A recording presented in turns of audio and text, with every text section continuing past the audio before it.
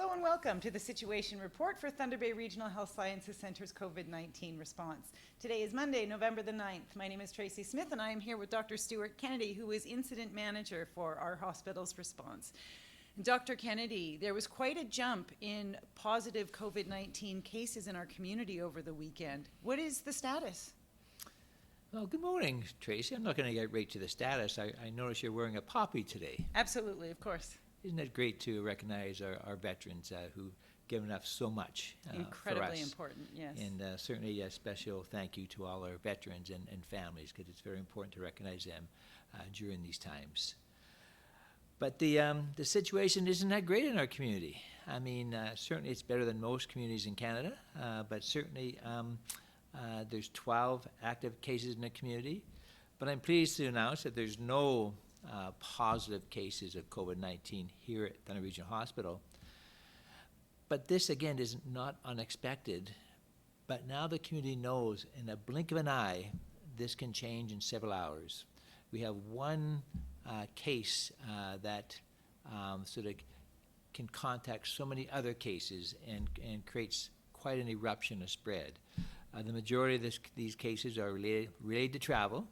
And certainly, and I understand people have to travel, but we have precautions here at the hospital. If you travel outside of Northern Ontario, it's the expectations when you come back to this hospital that you actually self-isolate for 7 days because you don't want to bring any of the COVID-19 from outside the area to the Thunder Regional Hospital. And I firmly believe that organizations in Thunder Bay need to follow those same precautions. We can't force organizations and businesses to do that because I know it affects the service they provide. But we strongly encourage that if you're traveling outside of Northern Ontario, when you return, you should self-isolate at home and only get tested if you have symptoms. That's your duty to take care of the rest of the organization. If COVID-19 gets into our hospital, as I've said many, many times, and the more community cases you have, eventually it's going to come and we're going to have an increase of COVID-19 here in the hospital. And if we ever have an outbreak or spread in our hospital, it will be devastating. So I think we all have an obligation that, first off, don't travel outside Northern Ontario. But I know at times there's other priorities that take over life, and you will be required to travel outside of Northern Ontario.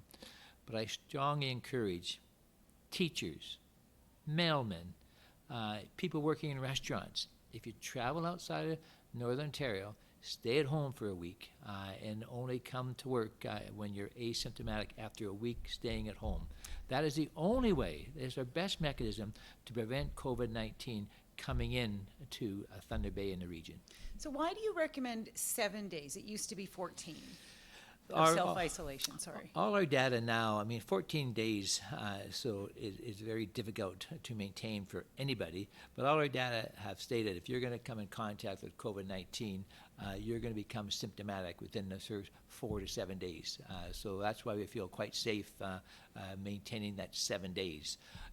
If you become symptomatic in the 7 days, make sure you come and get tested before returning to work also to make sure you're negative. So what about people who don't live in Thunder Bay, but who are visiting Thunder Bay, perhaps from a hot spot in the province or in the country? So for me, for example, if my brother were to come and visit from a hot spot in another area of the country, how do I deal with that? Those are difficult questions.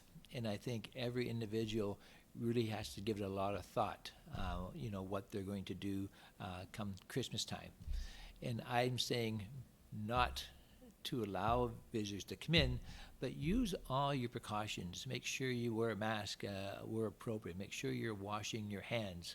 And from my perspective, if you have visitors coming from a red zone throughout Canada, I'm saying not for them to come, but you may want to give a lot of thought to, if you can, to actually stay at home with them, for that isolated period, so you're not sort of spreading. Once they're there for the 7 days and there's no symptoms, I think you're safe to do your regular thing. But you may want to give a lot of thought. Follow public health guidelines, and you may want to stay at home and enjoy the visit with them by taking some time off work if you're not an essential worker. Right, or maybe we'll just cancel that trip and I'll have a nice Zoom visit. Yeah, well, you can certainly consider that too, actually. Absolutely. Now, with the positive COVID-19 cases on the rise in Ontario and in Canada, will our incident management team have to implement further restrictions at our hospital? You mentioned some already, like the travel restrictions.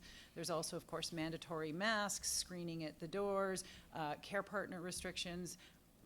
What will happen? So we met again this morning because of the increased number of cases in the community, and we're reviewing our care partner policy. We're reviewing our essential care policy. We're looking at restricting any type of diagnostics that are not essential.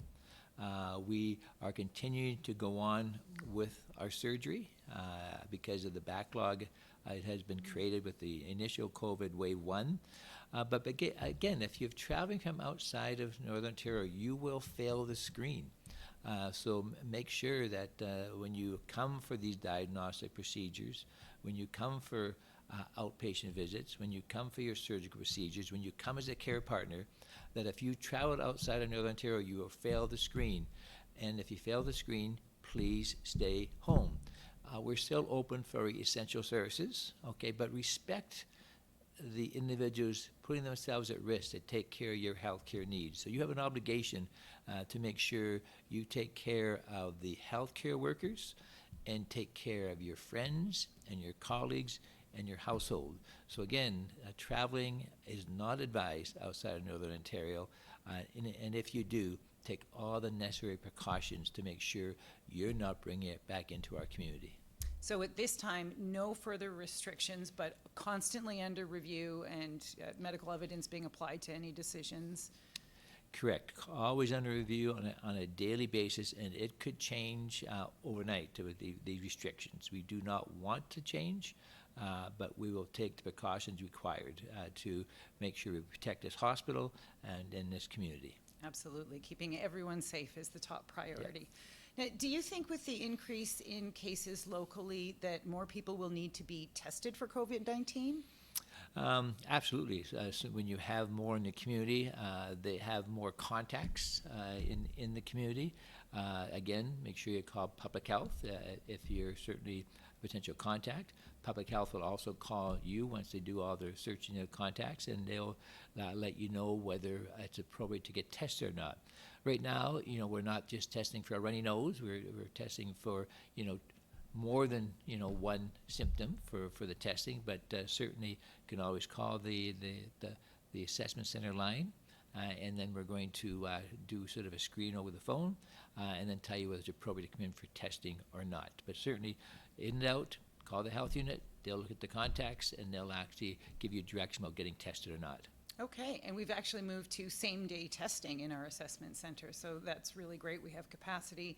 People who want to book can call today or go online today and get an appointment today. Same-day testing at both sites, and we are sort of be moving into our more permanent site next week, where things are sort of up and sort of going at a rapid pace, and we're looking forward to that. So we keep our people, our individuals, our clients out of the cold, because we know it's getting more and more cold as the November and December approaches.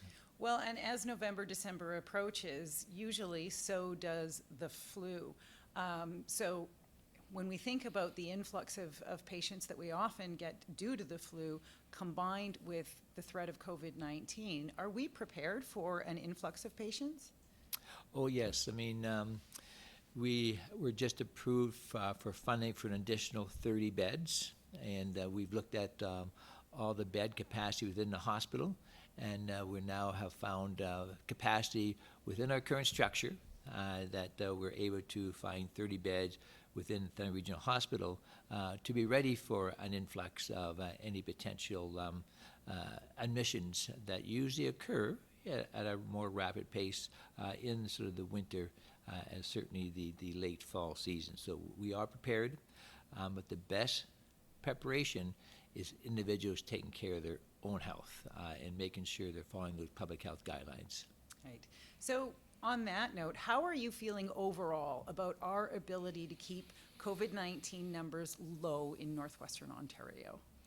I'm feeling very confident, but as you can see over the weekend, it just takes 1 or 2 cases to infect 10, 20, 30, 40, and certainly it can change in a flash, but I strongly believe that citizens of Thunder Bay realize this, and they will follow the precautions. But it's been a long time, right? It's been going on since March, and personal behavior, you sort of get pretty bored, and you try to find some more things to do, and travel's one of them.